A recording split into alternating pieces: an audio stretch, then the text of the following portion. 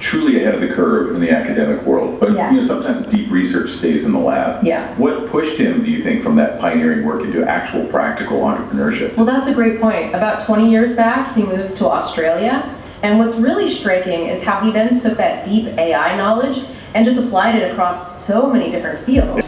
Good evening, everyone. My name is Peter Pihota, and as I have Polish Australian Chamber of Commerce Queensland chapter, it is my distinct pleasure to welcome you to the Polish Australian Chamber of Commerce Queensland chapter fireside here at the Polish Club. I would like to welcome our Honorary Consul of the Republic of Poland, Teresa Lauf. If you would like to say a few words to us, please. Thank you so much, Piotr, for having me. And Pleasure. And it's always, it's my pleasure actually as Honorary Consul for Poland in the state of Queensland to come to these sorts of events. I'm always delighted to be able to support our Polish diaspora and enjoy their company and professionally support them. When we bring people together in groups like this, especially at the amazing Polish Club in Milton. Let me introduce tonight our first guest, Arek Rejman, over here. Hello, Arek. Hello, everyone. And because he works with AI, I prepared something here. I hope you can all hear it. Just bear with me for a second. Instead of me giving you the bio, I asked AI to do it for us. Welcome to the Deep Dive. We're here to plunge into fascinating stories, pull out those key nuggets of knowledge and insight. Exactly. Today we're looking at a really remarkable journey. Someone whose path kind of uniquely bridges that, bleeding edge of tech with, actual real-world use. That's right. We're focusing on Arek Rejman. He's an entrepreneur, an AI consultant, and the founder of AI Compass. It's based down in Australia's Silicon Coast, a genuine trailblazer. Yeah. And our mission here for this deep dive is really to figure out how his super early expertise in AI, and it was early how that, plus his varied business ventures, shaped his approach. Which is very human-centric. Exactly. Human-centric AI, always aiming for measurable business impact. And we also want to explore this philosophy as a sort of exploration drive. Okay, so let's unpack this. Where did it start? Academically, he began in Poland. Became a mechanical engineer at Krakow University of Technology. Right, a very solid, tangible grounding. Yeah, but it's what came next that really makes him stand out now in the tech world, doesn't it? Oh, absolutely. What's really fascinating here is his doctoral research. It's specialized in artificial intelligence, specifically things like machine learning, getting systems to learn from data, neural networks, kind of inspired by our brains, and computer image analysis, basically teaching machines to see. And this was when, we're talking way before AI was the buzzword it is today. Exactly, long before. That gave him this unique sort of ground-up view. It wasn't just theory for him. You can tell it really formed the bedrock of his passion for building intelligent systems.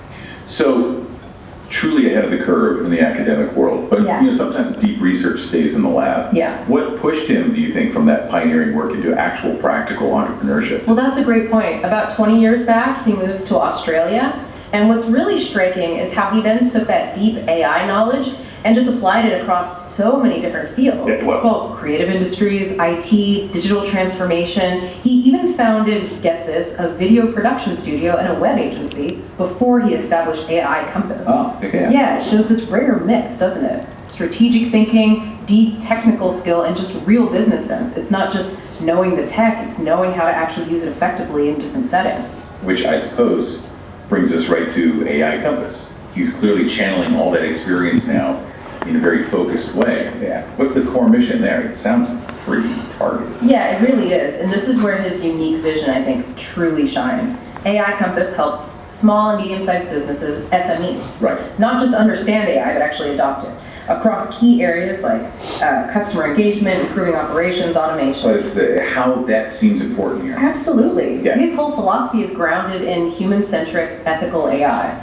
It's designed not just for the sake of innovation, cool new toys, but for measurable business impact. Yeah. He really insists that any AI solution has to genuinely improve things, the bottom line, efficiency, and serve people first. And that human focus it seems like it goes beyond just his company, right? He's also out there communicating, advocating for responsible AI adoption. You see him at business events, tech roundtables in Queensland. He's building bridges. He really is. And you can even see threads of it in his personal interests, which I find interesting. Like, he films tech reviews with his son. Okay. Works on electric scooter safety campaigns again, that real world safety and impact angle. And apparently watches Star Trek with his daughter. It all points to this deep curiosity about the future and how tech impacts us, tangibly and responsibly. It makes total sense then, that description of him as a lifelong fan of exploration and progress. And that's Star Trek ethos he mentions, boldly building intelligent systems to go where no one has gone before.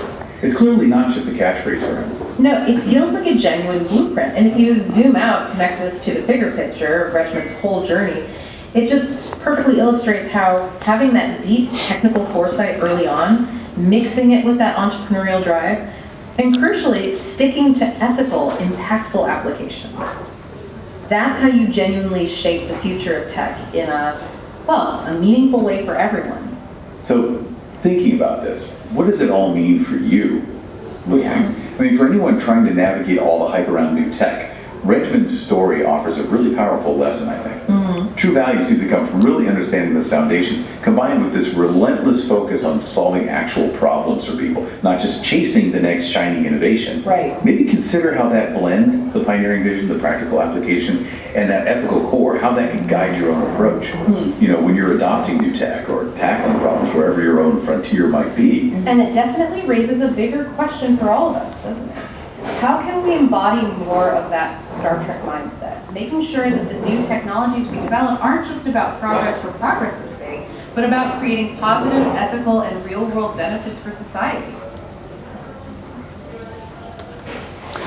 And that's in a nutshell, right?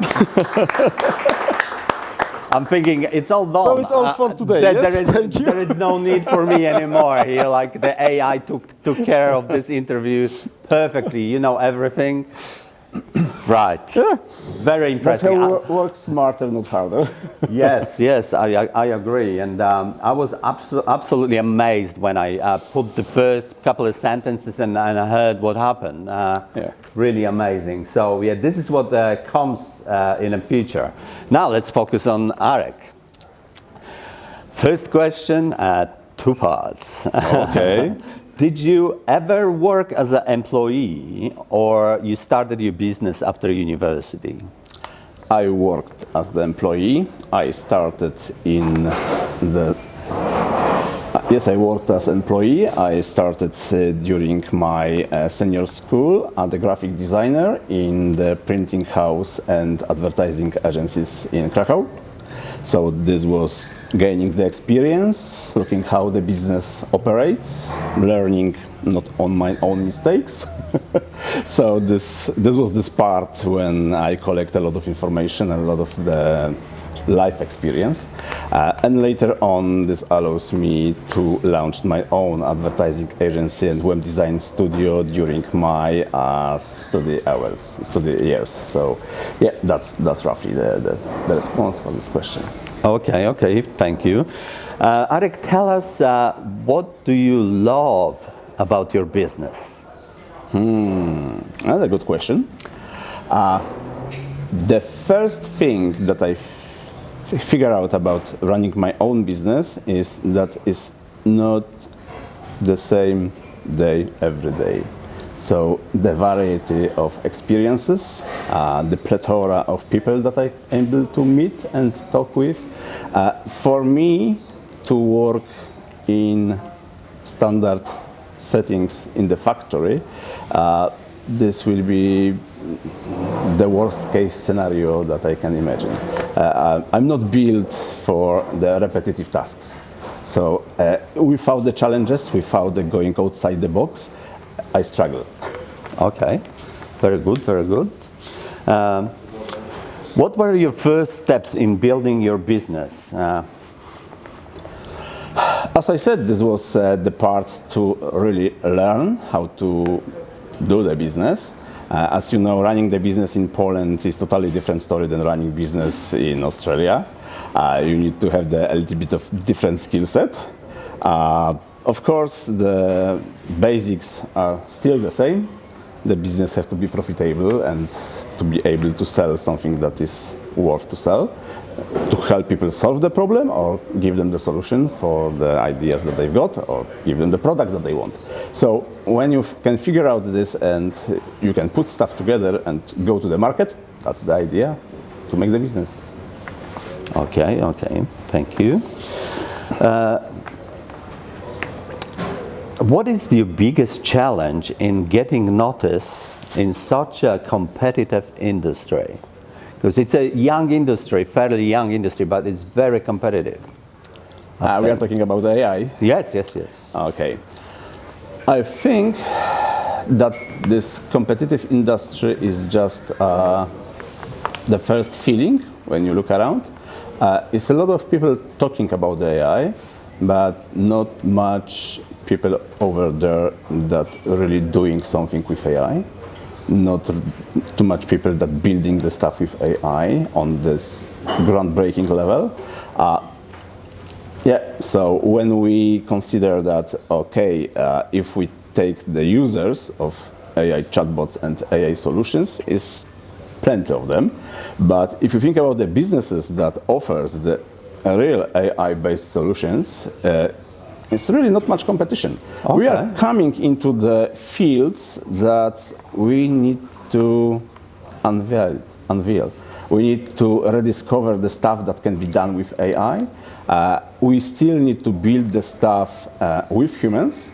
That's probably the most important thing, because when I am sometimes talking with the businesses, they are just thinking, oh, with AI we just replace some workers and we make the stuff cheap and fast and easy. That's the best solution for the disaster. Use AI to empower your people, to give them the tools to make them superhumans, and then the business can scale. Then the business can thrive. If you go with the path that AI can replace everyone, at this stage where we are now, I don't see any future for this business for the next few years. Maybe in the next few years, the AI will replace most of the tasks, but we are not there yet. Okay, good to know. I think a lot of people will breathe now. Oh my God, they're not going to take away my job. No, the AI is not the silver bullet. So you need to know what you can do. You need to know where the AI should step back and really give the place for human interaction. And there's a lot of places where still you cannot replace humans. So yeah, we are safe in that case. Superb. Okay, now a little bit relaxing. Please tell me a fun fact about your business. A fun fact.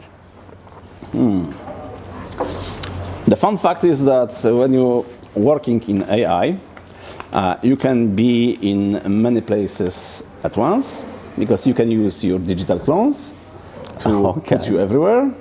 And now maybe you start thinking, oh, now we are listening to the clone, or I'm here. So that's the really fun fact, because you can do a lot of stuff with those models at this moment.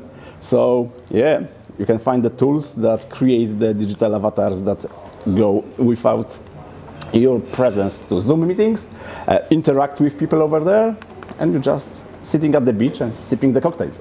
Okay, that's definitely not fun. Me. Not me. I'm here. What role do sustainability and innovation play in your future plans, in your business plans? Yes, that's a quite broad question. I'm part of the few business associations on the Sunshine Coast, and that is quite hot topic over there. We try to build this tech with future-proof approach. We see that this technology can improve a lot of our relation with the world, with environment.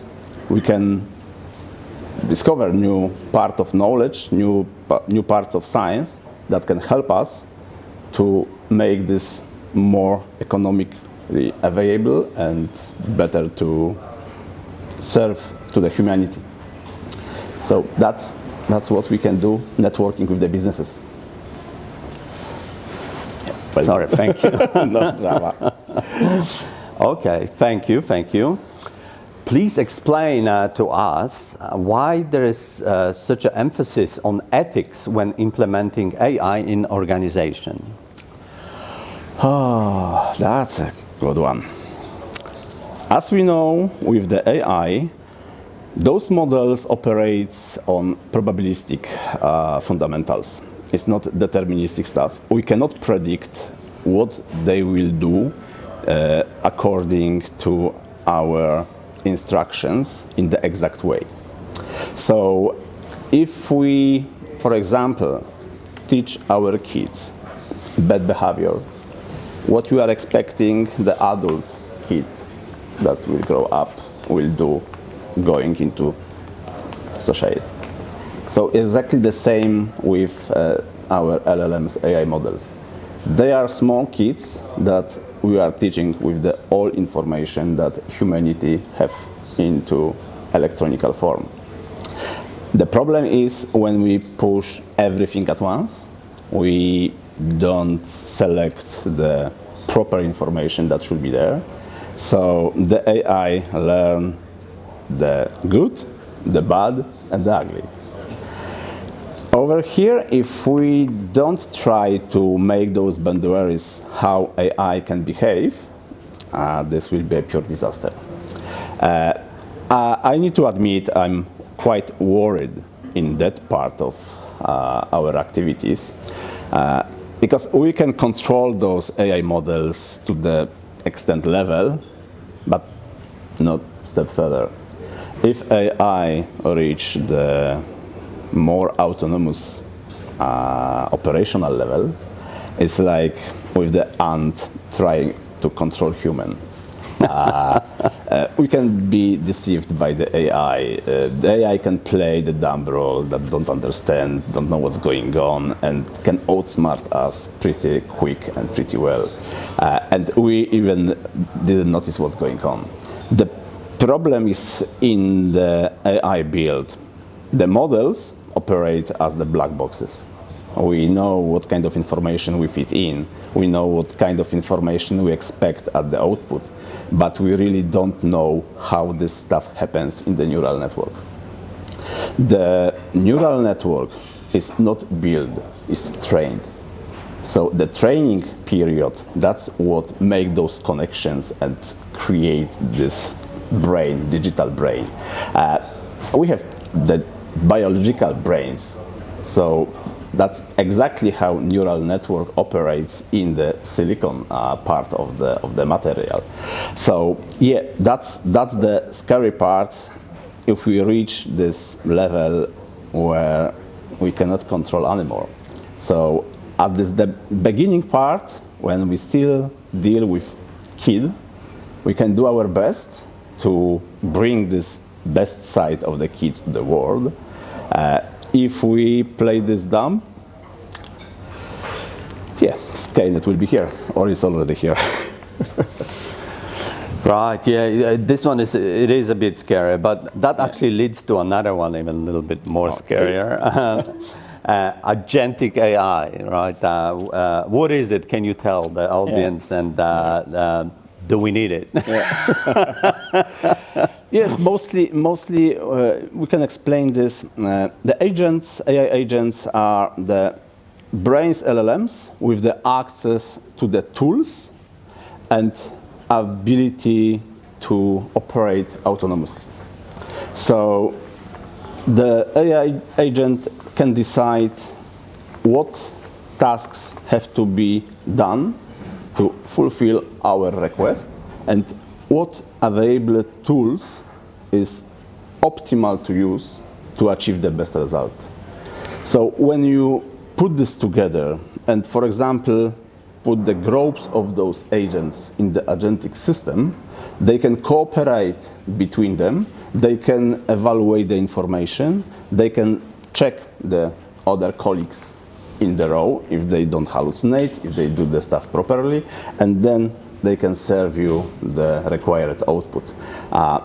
The trick here is that with those agentic systems, we now are able to replace maybe not replicate, but replace most of the human labor that is done on the front of the computer. So now with those agent operators that can take control of your screen, they can see what is going on, they can click, they can interact, they can fill the forms, they can feed the database with the information that they collect, and then they can proceed with the tasks. It's exactly what we are doing for the years on the front of the computer. So that's the tricky part.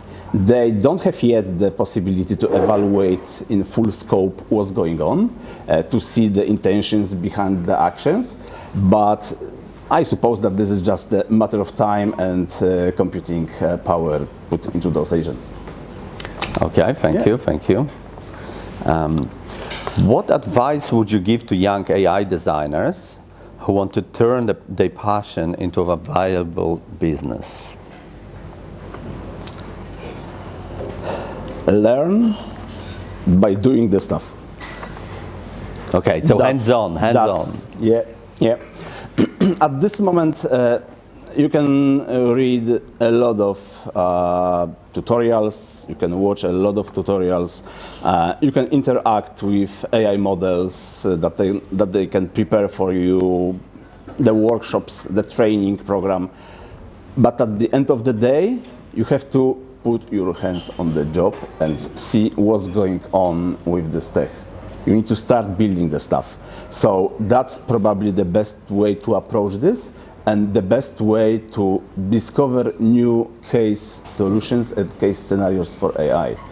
We are in this period where we have the tool and we don't figure out yet million of possibilities that this tool can be used.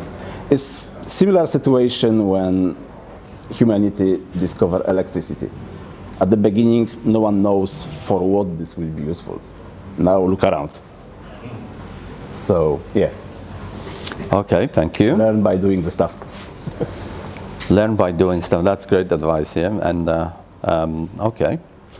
The next one will be, are you planning to grow any bigger, expand, interstate or perhaps internationally?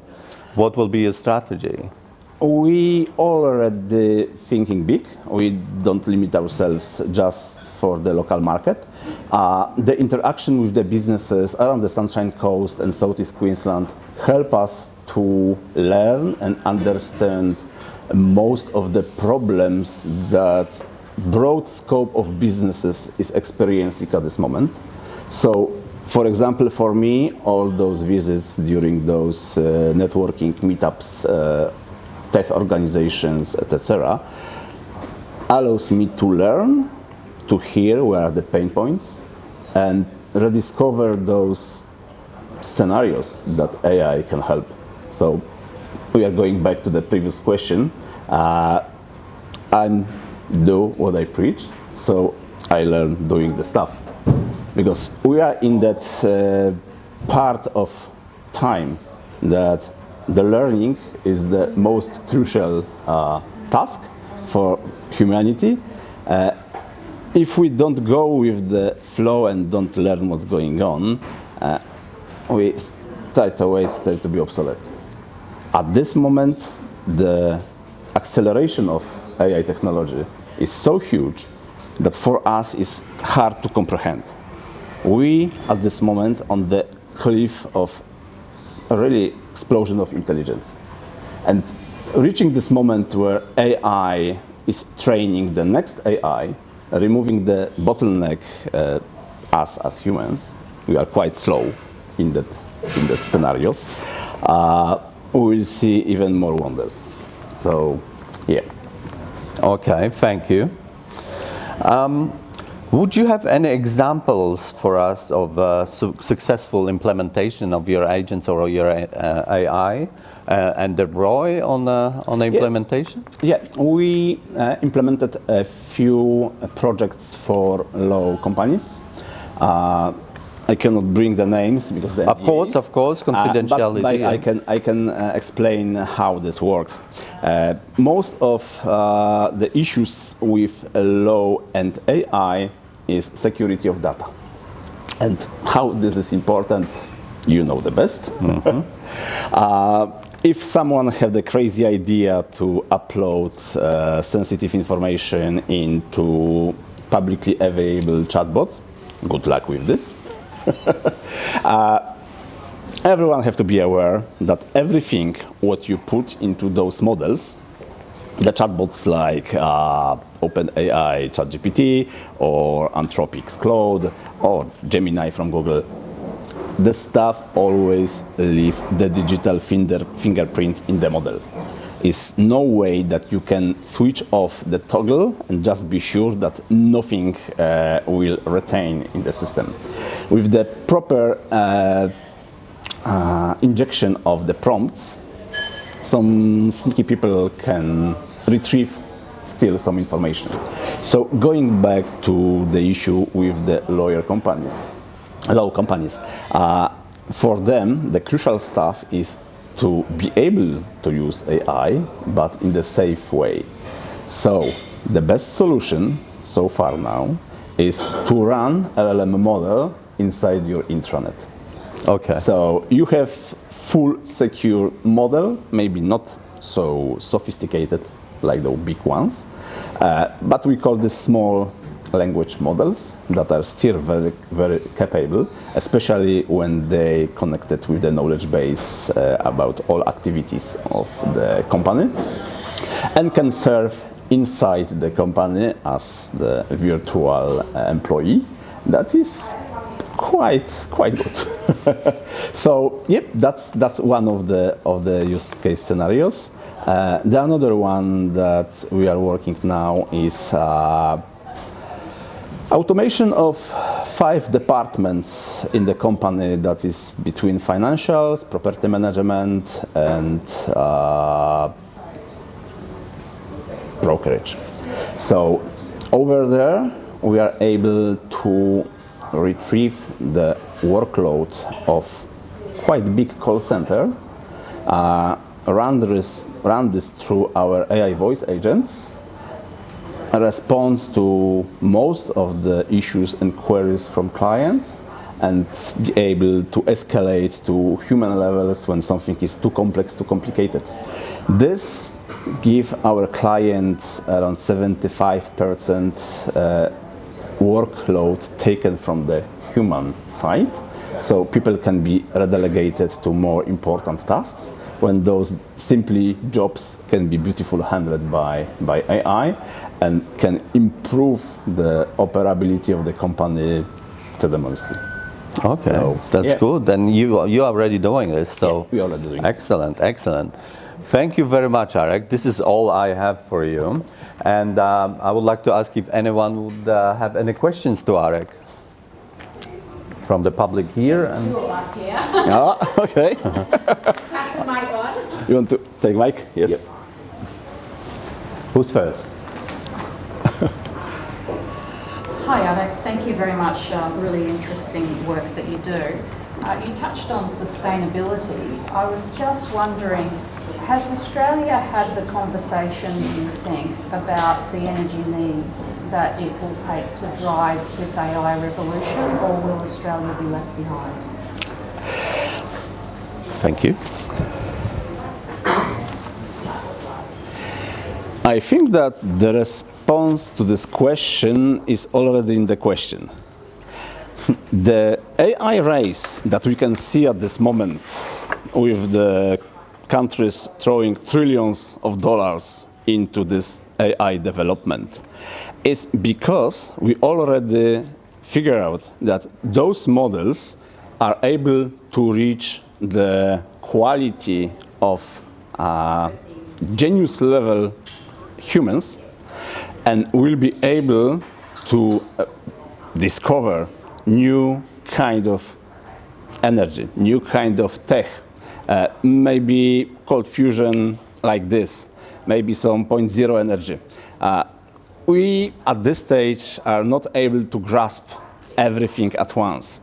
So maybe this looks scary when we need to drop the gigawatts of energy to run those models, but I think that this will be very quickly pay off by the AI, by the discoveries that are coming. and I see that this is not the 5-6 year plan. This is more 1-2 year plan. For us, as a humans, we see very easily how the linear growth can work around us. But exponential growth is hard to grasp. We, with AI, are already on this hyperbole into stars. So, looking at this from the energy point of view, I think that those hiccups at the beginning mostly will be paid by countries that are quite wealthy, looking if they happy to share still those smart models with the rest of the world, we are in good. So I hope that this helps to respond to this question. There was another one from Dominica. Thanks. Thank you very much for your wonderful. Oopsie. But I have a question. From your experience, looking at the businesses, of course, there's a big hype about AI and what large language models can do. What should we do in order to get ready? But from your perspective, as a person that supports businesses as well, where do you see is the biggest gap? Where are we not there yet?